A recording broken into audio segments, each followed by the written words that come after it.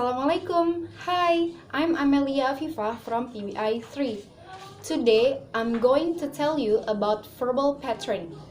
In verbal pattern, I will explain about rules and styles of speaking, directness in American English, invitation, speaking and refraining from speaking, and the last is different ways of expressing common needs. So, without any further ado, let's get to the video. When you listen to people speak a foreign language that you understand, have you noticed that the native speakers of that language use words and phrases in a manner different from what you are used to? In American English, for example, people say thank you frequently. For Americans, this expression is used as a polite response to different kinds of favors and compliments and is often automatic. For example, an American say thank you for calling to someone on the phone, or they often say thank you to a teller in a bank or to a waiter in a restaurant. Next is rules and styles of speaking. In language, there are tacit rules of speaking that, unlike rules of grammar or spelling, are not usually studied in a formal manner. These unspoken rules exist in every language but differ significantly from culture to culture. Getting a second language demands more than learning new words and another system of grammar.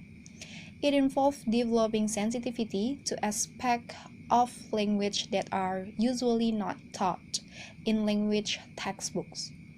Some important rules include permissible degrees of directness in speech and forms of politeness used in daily conversation.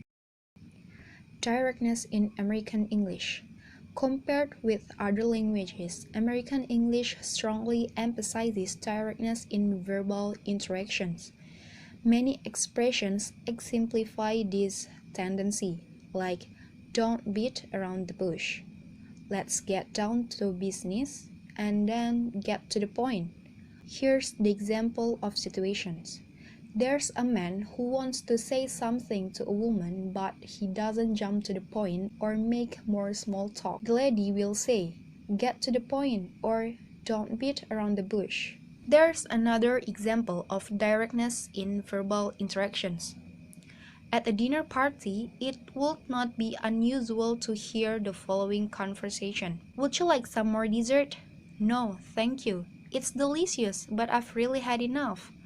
"Okay, why don't we leave the table and sit in the living room?" In this conversation between two Americans, the host doesn't repeat the offer more than once. If guests are hungry, they need to say directly, "Yes, I'd like more food, thank you." If they are hungry but say, "No, thank you," out of politeness, they may remain hungry for the rest of the evening. Invitation. A frequently misunderstood area in American verbal interaction is that for extending, accepting, and refusing invitations. The unwritten rules are confusing and create misunderstanding even for native speakers. In English, someone might say something that sounds like an invitation but that never results in an actual meeting with another person. Of course, there are invitations that require definite commitment. So let's compare these two invitations. For the first invitations is indefinite invitations, because in the first invitations did not result in an appointment and was nothing more than a polite expressions, while in the second invitations is definite invitation because Kathy mentioned a time and a place. Speaking and refraining from speaking. Many rules governing speech patterns are learned in childhood, and people grow up thinking that everyone has the same rules for speaking. People unconsciously expect others to use the same modes of expression as they do. For instance, not all languages use silence and interruptions in the same way.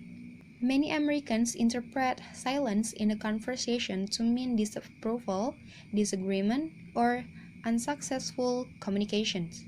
On the other hand, Americans don't appreciate a person who dominates a conversation. And also, interrupting someone who is speaking is considered rude in the United States. Different ways of expressing common needs.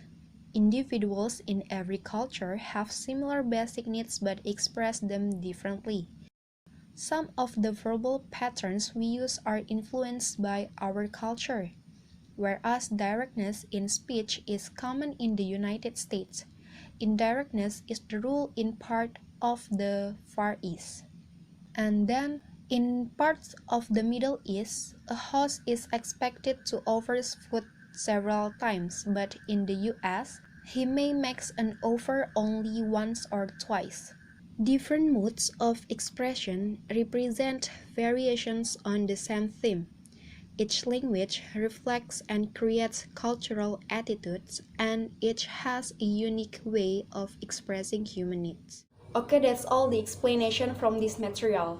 Thank you for watching. Wassalamualaikum warahmatullahi wabarakatuh.